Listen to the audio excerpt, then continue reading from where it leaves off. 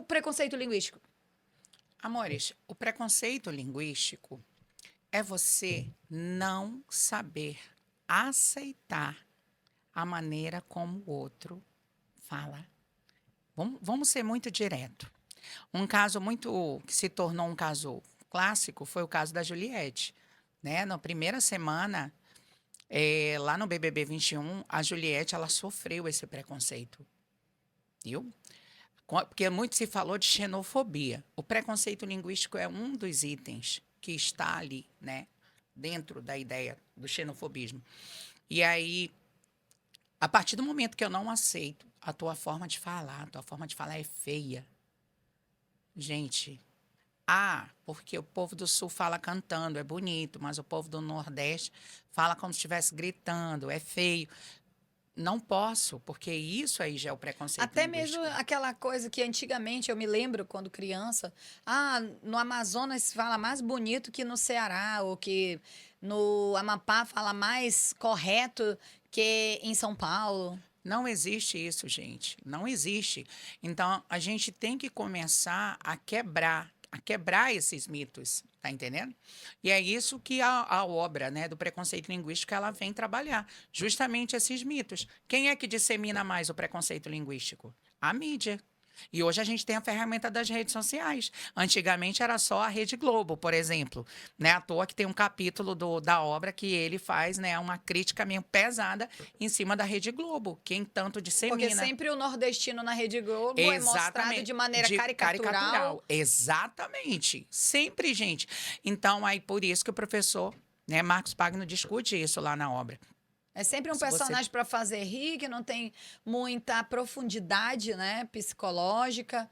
Tá ali mais mesmo como uma personagem que não tem a questão humana envolvida. E isso ocorre só na língua portuguesa? Não. Gente, Porque tem gente que pensa assim, né? Ai, variação linguística, ai, só no português ainda fala assim. Lá em Portugal, não. É só aqui no Brasil que tem essas coisas. gente, isso acontece em todos os lugares. Começa pela questão do inglês britânico e inglês americano mesmo. Um exemplo, né? Há Por aí já grandes tira, diferenças, sem sem dúvida dúvida. alguma. Bom, vamos aqui acelerar, nós temos aí pouco tempo. Olha só, de que maneiras o preconceito linguístico é assim mais visível no Brasil? Sei que você já falou aí, né, do caso da Juliette, mas que outras maneiras? Gente, nós podemos traçar também como comparativo, né, a ideia. Nós podemos pegar os casos que envolvem o telejornal, né, as reportagens. E outro item que a gente também pode tentar trazer para cá como exemplo é na escola mesmo. A partir do momento que o professor começa a calar o aluno que não fala, que não vem falando essa norma culta, por aí você já percebe. E por isso que tem crianças que, quando estão ali nas séries iniciais, elas são tão oprimidas dentro desse contexto de fala que ela vai crescendo traumatizada. E ela tem dificuldade até de apresentar um seminário. É verdade. Pode perceber. Então, essa é uma forma principal. E outra, hoje, quando a gente pensa na linguística, né? E a ideia do preconceito linguístico envolve muito contexto político, se você parar para pensar. Desde o período, por exemplo, das eleições de 2018, vamos fazer aqui uma comparação, esse preconceito ficou ainda maior. Por quê? Aqueles que tinham os melhores argumentos, na visão das pessoas, era quem detinha a gramática normativa. Aquele que não sabia escrever direito, aquele que não sabia se expressar no sentido de falar pela norma culta, era taxado como o errado, como o burro, viu? Então, hoje nas redes sociais, nós temos um espaço que mostra bem essa questão do preconceito linguístico. Muito.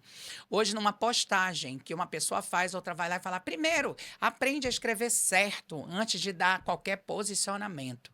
Gente, a partir do momento que eu obrigo o outro a dar posicionamento só quando ele sabe escrever ou falar de acordo com a norma culta da língua, olha só o papel de vilão que eu estou assumindo. Olha o preconceito aí. Então, sem dúvida, hoje nas redes sociais é o principal. É um dos A principais, evidência, né? sem dúvida. É uma evidência vivíssima. E você já disse que em crianças, por exemplo, elas ficam tão oprimidas que vão crescendo traumatizadas, às vezes se fechando, né, para a questão da comunicação. Mas o quanto que o preconceito linguístico interfere na sociedade, além dessa questão do início do estudo, do letramento? Gente, vai interferir em toda a jornada acadêmica.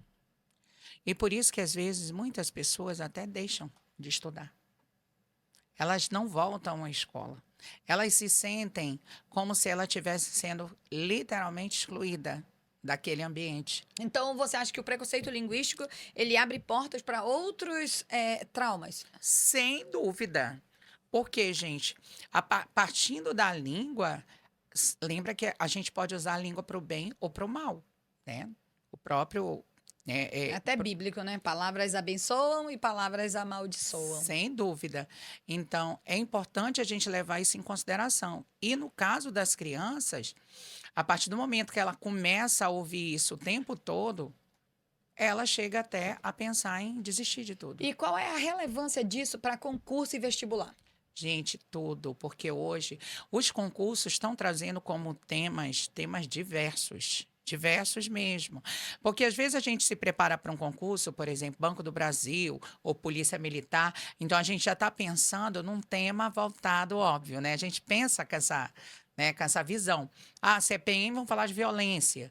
Né? Se é Banco do Brasil, ele vai trabalhar sobre alguma coisa de conceito de tecnologia, né? E não, muitas vezes esses concursos estão trazendo elementos assim. Sempre trazem o conteúdo técnico atrelado ao social. Né? Essa é a verdade. E isso que é legal, porque, por exemplo, se vem um preconceito linguístico numa prova de PM, por exemplo, é uma violência, gente. Porque o preconceito linguístico é violência. E porque o preconceito em si, seja ele qual for, né? É violência. Sem dúvida. E como que as escolas, né?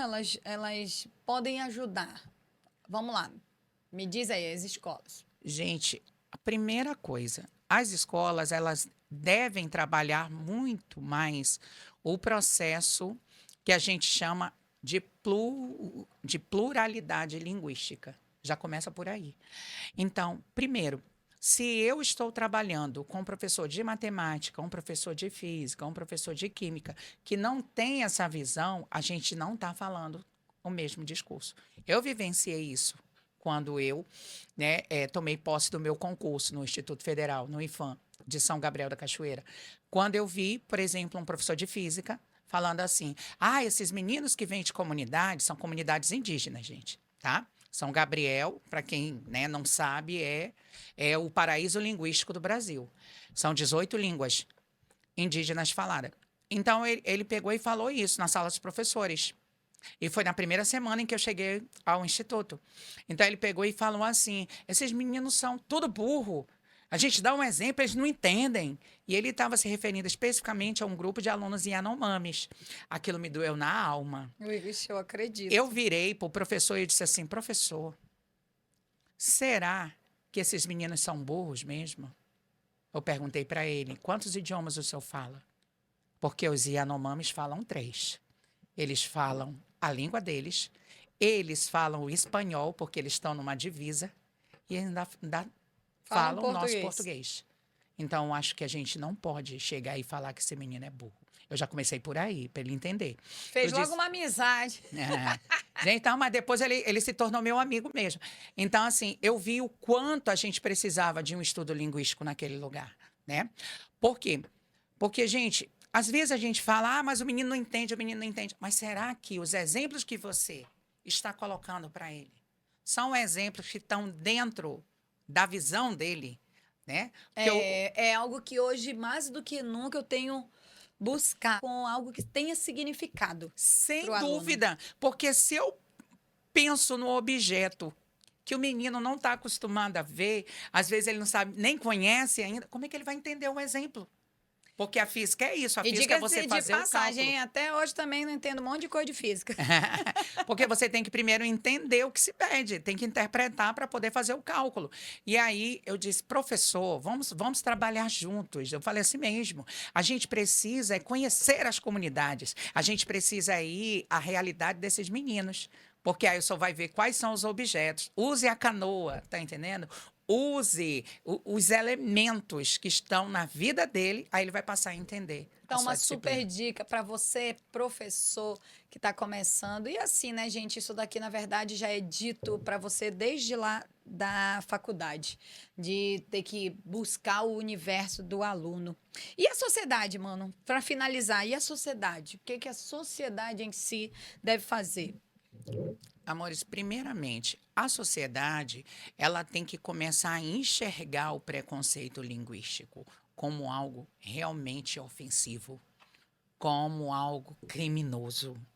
É essa visão que a gente tem que ter É, e aí hoje. tudo parte do conhecimento, né? Que a gente está tentando trazer aqui para vocês, para justamente você também lutar conosco contra o preconceito linguístico. Se vir alguém que está sofrendo, o que que faz?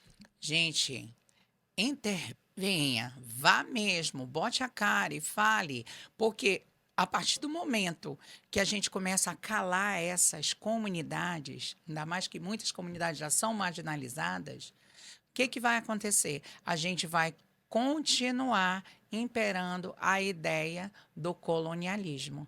Aquela ideia de que a língua do outro é a mais importante. Lembra como tudo aconteceu no início? Então, é como se nós continuássemos nessa visão retrógrada. Viu? Os portugueses vieram e colocaram. Não é à toa que a gente fala a língua portuguesa. Nossa disciplina se chama língua portuguesa. Viu? A gente não fala língua brasileira. Nossa disciplina é língua brasileira? Não, é língua portuguesa. Porque os colonos chegaram aqui, É, imperaram e se empoderaram.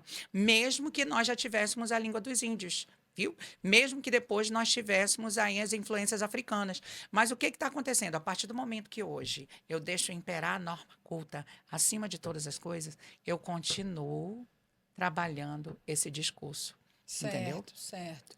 Então, o mais importante de tudo, né, gente, é ler e compreender. Ler e compreender. E isso você vai ter mais facilidade conhecendo a gramática? Sem dúvida nenhuma, tá? Eu acho que tem que frisar muito isso. Ninguém aqui é contra a gramática, de jeito nenhum. Eu posso indicar uma obra para as Claro. pessoas? Gente, tem uma obra que se chama Por que não ensinar a gramática? O não vem entre parênteses. Por que não ensinar a gramática? É do professor Círio Pocente, professor da Unicamp.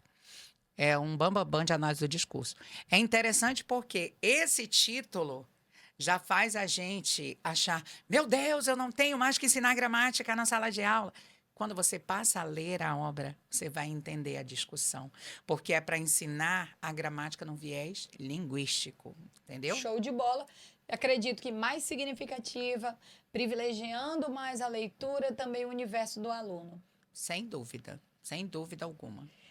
E nesse caso, então, meu querido, agradecendo aqui ao nosso maravilhoso Regis, né? Eu espero que também tenha contribuído com vocês para maior aprendizagem, porque lembra que esse tema pode ser cobrado inclusive em redação, né, Maninho? Sem dúvida. Gente, ainda não veio preconceito linguístico como tema de Enem, por exemplo. Ainda não veio. Nós já tivemos vários temas próximos. E quem sabe pode ser o tema deste ano. Então é importante que você tenha, né, toda essa visão. Quando falaram dos surdos no Enem, muita gente não sabia. Tinha gente que não sabia a diferença de deficiência, né? Ah, deficiência auditiva para surdo, tudo é a mesma coisa. E aí começou a entender a partir do texto base que não era. Então, que não aconteça a mesma coisa. Se vem, né, se Isso, se vier um prepare. tema de preconceito linguístico, já tenha todo esse suporte. Inclusive, deixe aí a sua sugestão para os nossos próximos temas de podcast, viu? Coloca aí, gostaria de ouvir o professor Rez, a professora Raquel falando sobre tal coisa. E escreva. E vamos lá. Um assunto fundamental, além de variações linguísticas e de preconceito linguístico para concurso, o que é que o cara tem que estudar? Gente, o aluno ele tem que estudar verbo, pronome e conjunção, sem dúvida, Isso porque serve para todos, né? para todos, para Vestibular e todos. concurso. Para todos. Porque a gente tem aquela visão das questões de verbo sempre ligada. Conjugação, tá, mas hoje vem uma semântica verbal, por exemplo. Né? Eu posso usar um verbo com sentidos, viu? Totalmente diferentes, variados, diversos.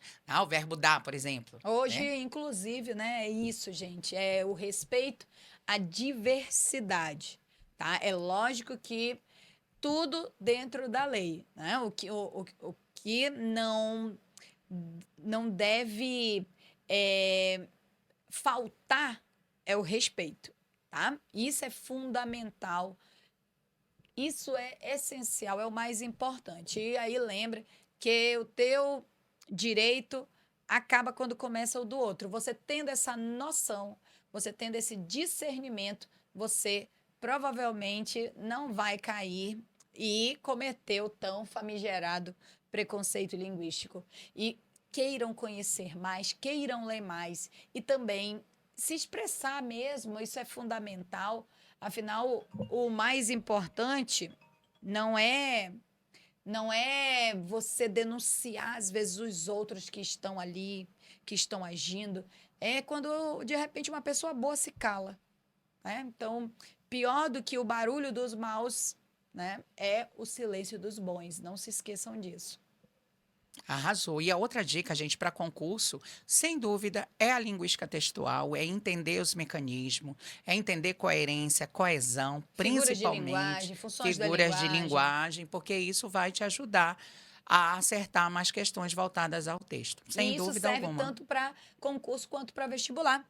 E aí, maninho, qual é o teu arroba, quem quiser te achar nas redes sociais? Amores, o meu Insta é professhow, né? É igual você escreve professor, mas é profe, né? FE e show no final, tudo junto. Arroba Professhow. Professhow. @professhow. É o meu Insta. E volta e meia, óbvio, a gente está lançando novas dicas, aulas. Eu dou dica até das melhores gramáticas. Eu vou fazer um vídeo agora só sobre os melhores livros de produção de texto para que Show, os muito alunos show. possam, né, ter e até para servir para professores, porque muitos Não professores tem meus, referência. gente, muitos alunos meus da faculdade, né, alunos universitários, eles pedem as referências, tá? Qual é a melhor, quem são os melhores? Então a gente faz esses vídeos, viu? Então, lá segue o nosso canalzinho no Divos da Linguagem. Siga o Professhow e aproveite e siga Rachel Regis, arroba Rachel Regis e underlines. Me segue lá, tá? Se ainda não é inscrito no nosso canal, se inscreva, Divos da Linguagem, e vem conosco para nossos módulos, tanto presenciais quanto online, tá? Agora, principalmente, estamos trabalhando a mentoria para o PSC. 1 e 2, prova dia 30 de julho. Também você que está precisando de um corretor de redação, você já tem a técnica, você só quer alguém para corrigir, para ver aquilo que você ainda tem de falha e aí conseguir a tão sonhada nota 1000, a nota máxima, seja em concurso em vestibular, está precisando de alguém para corrigir, a mentoria de correção também está aberta. É só procurar a gente. Mano, suas considerações finais. Amores, eu só peço que vocês passem a agregar mais. Usem a norma culta no momento que deve ser usado, mas não 24 horas por dia, senão você vai ser taxado como chatão da história, tá? Não fiquem corrigindo as pessoas na frente dos outros, isso é muito ruim. Às vezes a gente se sente mal só de ouvir. Imagina você sendo corrigido na frente de todo mundo. É algo muito ruim mesmo, é triste. Então não façam isso, procurem se informar mais e procurem acima de tudo,